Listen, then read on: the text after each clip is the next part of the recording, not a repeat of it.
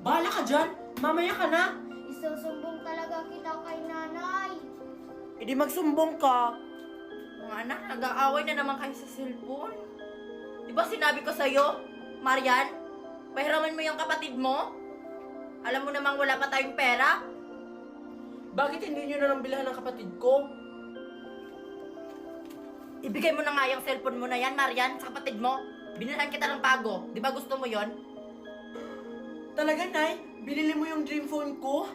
Akala ko hindi mo yung bibilhin. Para hindi na kayo mag-away. Oh, Hindi naman to yung dream phone ko, ah. Wala naman tong game. Hindi yun yung gusto ko. anak. Yan lang kasi kinaya ng nanay. Yes, magiging akin na to. Sana hindi na lang siya naging nanay ko. Ginawa ko naman lahat yung best ko sa school. Pero hindi niya pa rin mabigay yung lahat ng mga gusto ko. Sana hindi na lang siya naging nanay ko. Ginawa ko naman lahat yung best ko sa school. Pero hindi niya pa rin mabigay yung lahat ng mga gusto ko.